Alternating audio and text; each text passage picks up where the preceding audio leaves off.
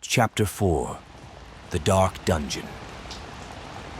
The next morning, James woke up and turned to see his wife and son still sleeping. Looking at the clock, it was almost 8 a.m. Never before had Mary woke up so late. Mary is the type of family woman who is always the first to wake up, even on holidays or work days. She always gets up early to help her husband and children start a new day by preparing breakfast and clothes. James thought his wife was probably tired because something unusual happened to Long yesterday. Long is their son. So James gently got out of bed to avoid waking his wife. The rain last night left the trees damaged by strong winds. It must have been raining all night, so the branches and leaves were still heavy with the falling drops of water. Opening the living room door, he looked out to sea and took a deep breath. The air was extremely airy. The yard in front of the living room's balcony was full of fallen leaves, and flower pots were blown over by the wind. Going out into the yard, James straightened the flower pots.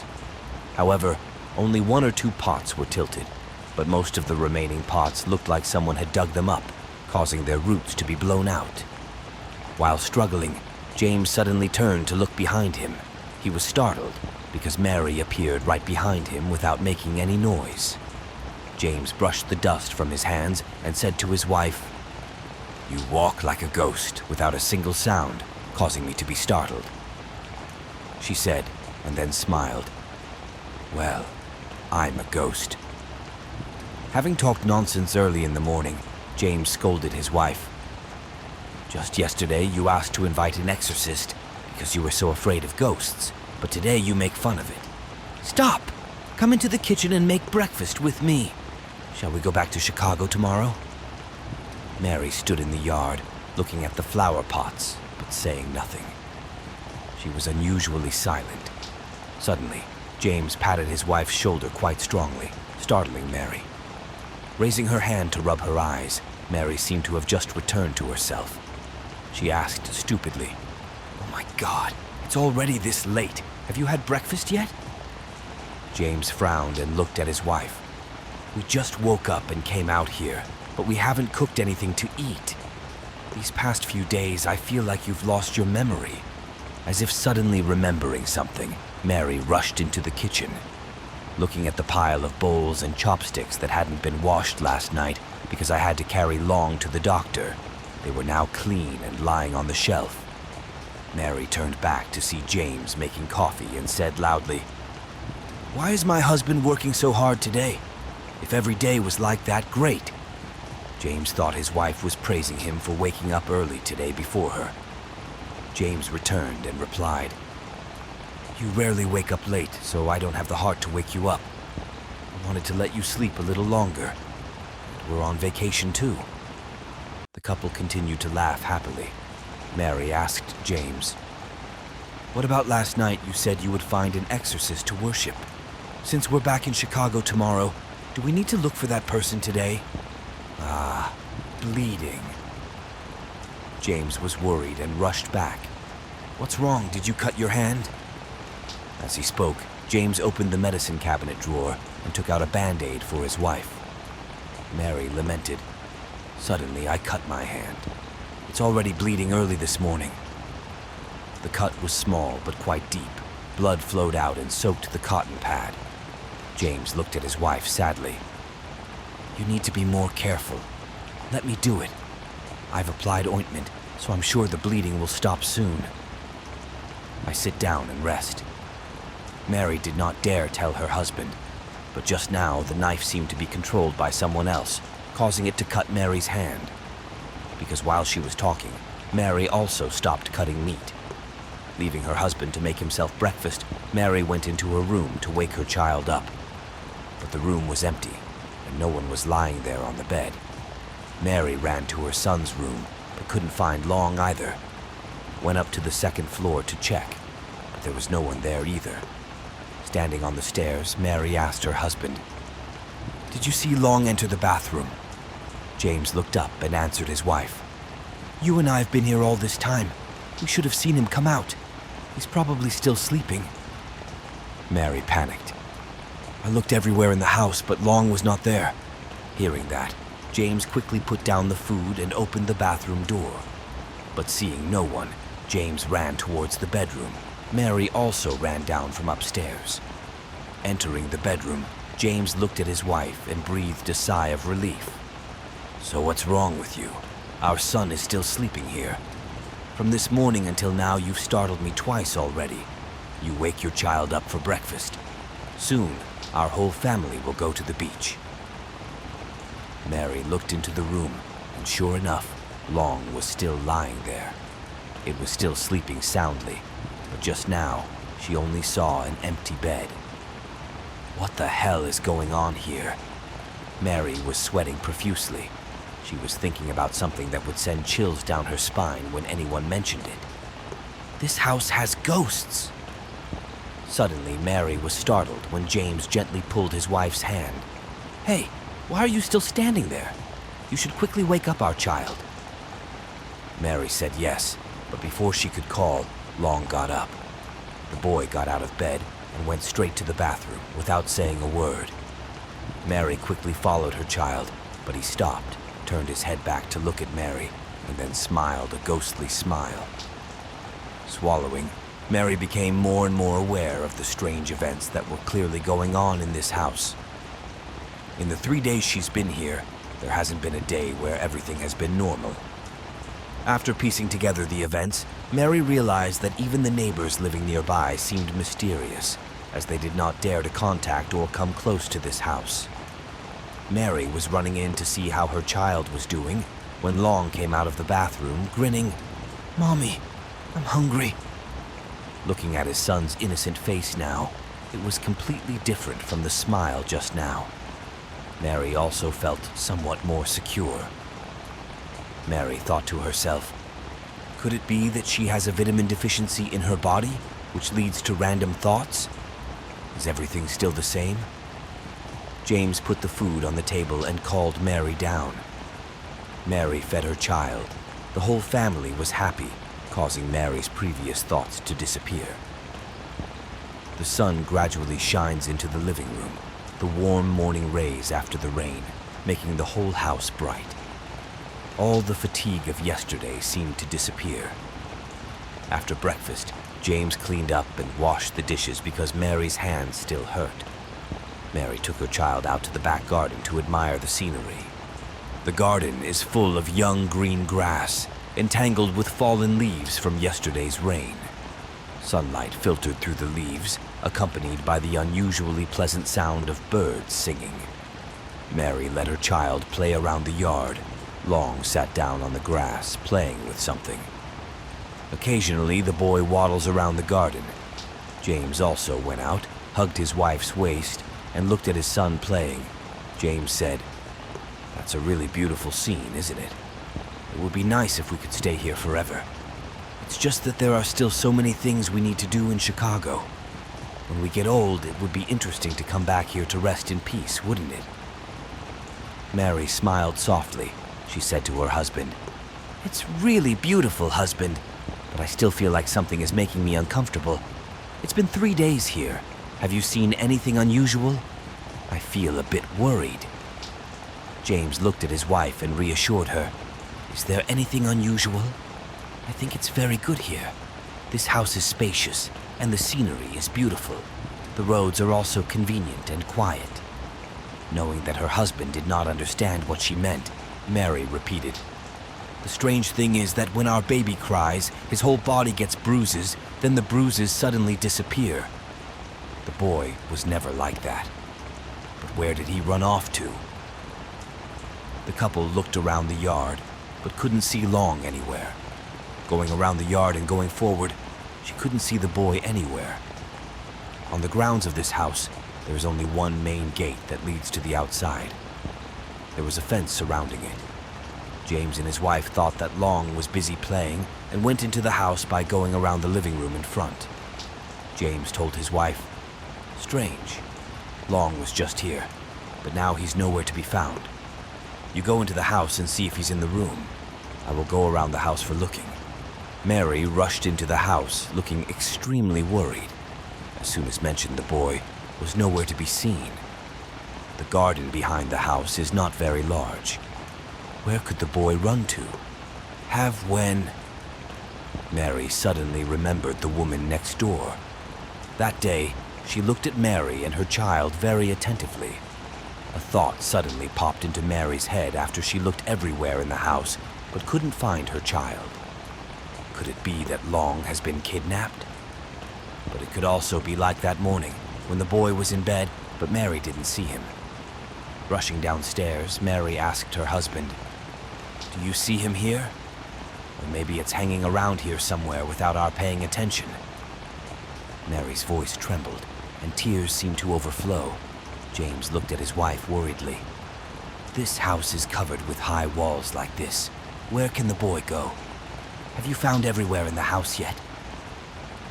Mary nodded, her mouth unable to form a sentence. James ran into the house one more time. Go into the kitchen, through the bathroom.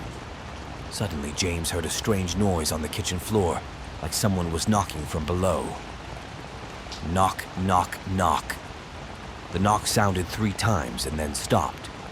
James slammed his hand on the floor and called out, "Long, where are you?"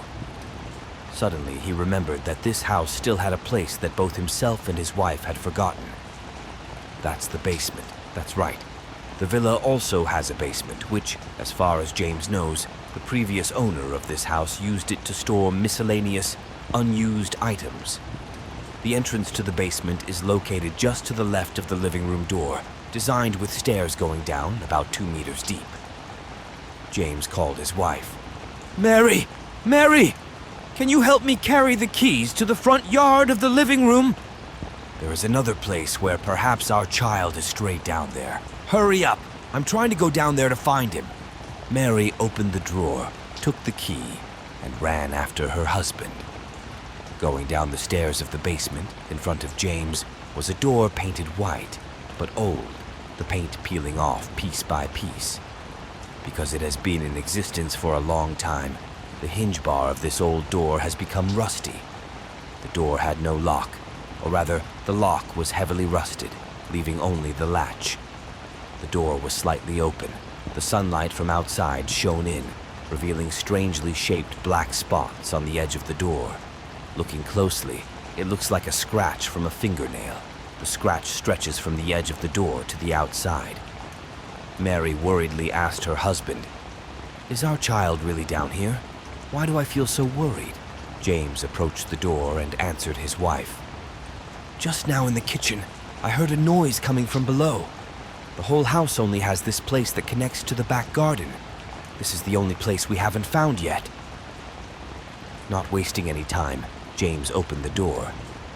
After the door was opened, cold, musty-smelling air flowed out. The dust mixed with the unpleasant smell made James take a step back. Apparently, this basement has not been touched for many years. James called loudly inside, "Long, are you here?" Inside was pitch black, with only James's voice echoing. Taking out his phone and turning on the flashlight, James went straight inside. Spider webs covered old red objects. The rustling noise was made because the long-lived mice below were scrambling to escape. It had been too long since they had seen humans or light. Mary crept behind her husband.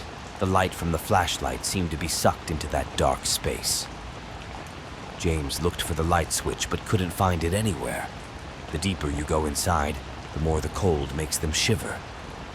While shining the flashlight everywhere, James called Long's name repeatedly. Suddenly, Mary was startled when she bumped into something. Turning the light up to shine, Mary shouted in panic, "There's someone here!" James turned around and couldn't help but be startled. After regaining his composure, James realized that it was not a person, but a mannequin made of straw, like the type of scarecrow that gardeners often use.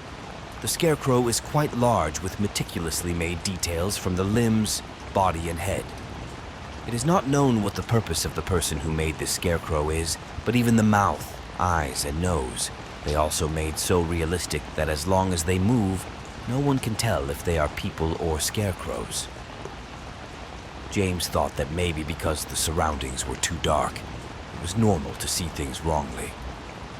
Moving a few meters further, James heard the sound of children giggling, an unpleasant sound like two wooden bars rubbing against each other. They echoed in this dark basement. The flashlight finally shined on the chair that was making that noise. Long was sitting on a chair. In his hands he was holding two dolls, one male and one female, very old. James ran to hug his son. "Oh my God, why are you down here? You make us so worried." James turned around and couldn't help but be startled. After regaining his composure, James realized that it was not a person, but a mannequin made of straw, like the type of scarecrow that gardeners often use. The scarecrow is quite large, with meticulously made details from the limbs, body, and head. It is not known what the purpose of the person who made this scarecrow is, but even the mouth, eyes, and nose, they also made so realistic that as long as they move, no one can tell if they are people or scarecrows. James thought that maybe because the surroundings were too dark, it was normal to see things wrongly. Moving a few meters further, James heard the sound of children giggling, an unpleasant sound like two wooden bars rubbing against each other. They echoed in this dark basement. The flashlight finally shined on the chair that was making that noise. Long was sitting on a chair. In his hands he was holding two dolls, one male and one female, very old. James ran to hug his son. "Oh my God, why are you down here? You make us so worried." Mary sobbed and ran to hold the boy's hand. She intended to leave the two dolls behind. The boy refused to let go. The light illuminated a space under Long's feet. James realized that there were not only two dolls, but next to Long, there was also a box of all kinds of old toys, with the box lid open. Mary couldn't get those two dolls, so she quickly picked Long up and said to her husband, "Let's get out of here. It's good that our baby is okay." James nodded, using a flashlight to illuminate the ground for his wife to go out. Nothing happened. Going to the front yard and looking towards the sea, Mary breathed a sigh of relief. She brushed the remaining dust off her son's clothes and then led him into the house. James was closing the basement door. The old closed door emitted sounds that made the listener's skin crawl. Entering the living room, James and his wife asked their child, "Why did you go down there? Do you know how dark it is down there?" The boy shook his head, looked at the two dolls, then patted them together. James looked at his son and breathed a sigh of relief. All his worries from earlier were now relieved. James said, "Children don't know anything, so they're not afraid." He ran everywhere, then went down there. Probably because he saw the toys, so he sat and played it. Next time, he might have to hire someone to clean that basement. It's been left for so long that it's so dirty. I don't know if the electric light underneath is still usable. After cleaning, lock that door and only go down there when you need to use it, to avoid our child running down there again. Mary looked at the two old dolls and was not satisfied. She coaxed Long to give it to her to put away, but he insisted. Just as she reached out to take it, he cried. James pampered the baby, saying, "Well, let Long play it. He'll be bored soon. Every day makes my heart ache. In the morning it's because of my wife. In the afternoon it's because of my kid. If it's like this, how else can we go to the beach?" As if waiting for this statement from her husband, Mary said, "How about we go back to Chicago? I suddenly don't want to be here anymore. Can I book a ticket for our family to go home together? Just leave the car at my grandparents' place. When this house is completely renovated, let's move on." Looking at Mary's fearful eyes, James knew his wife was very worried about her son. They had only been here for 3 days, but Long had an allergic reaction. Today he went missing and couldn't find him until after looking for him. Women are often very sensitive. They often take everything seriously, especially things related to their children. James nodded in agreement. Mary immediately took out her phone to book a ticket. Mary wanted to return to Hanoi immediately, but there was only a 7 p.m. bus. Now it's only nearly 12 noon. There's no mood to eat or drink, Mary said to her husband. I feel a bit tired. You can cook whatever you want yourself. There is still food in the kitchen. When Long is hungry, I will cook for him to eat. I'm going to rest a bit. We'll be at the airport at 6 o'clock, just in time. Mary wanted to carry Long into the room, but the boy refused. He just wanted to sit in the living room. Carefully, Mary closed all the exits, then told James, who was also lying on the sofa with the boy. Then you'll sit with the kid. When you're tired, you can carry him into my room. James nodded and told his wife to go rest. James lay there watching TV. Long still sat playing with the two dolls and giggling. I don't know why, but ever since he got those two dolls, he just sat and played happily alone. About half an hour later, when Long fell asleep, James took his son in to lie down with his wife, and he went back to the sofa to lie down. After watching TV for a while, his eyes drifted off. James saw his wife come out and sit next to him. James asked, "Why don't you go back to sleep? It's still early." Long had just fallen asleep. Mary didn't say anything. She sat close to her husband and gently caressed James's body. Feeling strange, James smiled and teased his wife. "Why are you so bold today? We're still in the living room. It's still daytime." Without letting James say more, Mary leaned down and kissed him passionately. Outside is a wonderful sea view. Inside the living room, the scene is even hotter. As if caught up in a strange feeling, the two of them entangled each other fiercely, gently removing each layer of fabric from their bodies. Now, they blend together as a unified whole. The scene is poetic. James kisses his hot wife's body all over. She responded with soft moans as her husband's lips moved slowly across sensitive areas. The sound of the wind made the leaves shake, alternating with the gentle sounds of desire emanating in the house. Everything is like a sexy melody amidst the scenery of mountains and forests blending into the sea. Pleasure, it must be said that James had never experienced such an intense emotion, although she is still the same wife who has shared the bed and pillow with James for many years. But today, Mary is beautiful. Mary is more intense than usual. Breathing heavily, James hugged Mary in his arms and gently kissed her neck with a long kiss. "Wake. Wake up, ! IT quote S5 p.m. You need to pack your things and prepare to go to the airport." Startled, James opened his eyes and he realized it was just a dream. His clothes were still intact. Furthermore, the person calling James is Mary. As if realizing something, James jumped up and ran to the bathroom. Mary saw that and laughed. "You keep calm. I intended to let you sleep a little longer, but seeing that you slept so soundly, I was afraid you would fall asleep, so I had to wake you up." James stammered. Wait until I finish washing my face, take a quick shower, and then let's go. No need to bring any belongings. Just leave them here. When we come back, we'll still have something to use. Please help me get new clothes." Mary replied. Yes, James was in the bathroom, embarrassed, blushing. Luckily, Mary didn't see it just now. Otherwise, he would have just crawled into the hole. No one has a wife and a child, but still dreams about it and gets wet. That's all. But that dream just now was extremely real. Every breath, every seductive curve of James's wife's body still left a feeling in his hands and lips. But James suddenly suppressed that thought, because in reality, Mary would never do that in a public place like the living room. Even though they are husband and wife, sometimes James wants to have strange feelings, but Mary refuses to indulge. James sighed. It's just a dream, but I hope it's real. At 5:30 in the evening, the whole family got into the car. When James's family went to the car, there were also people standing outside the neighbor's yard.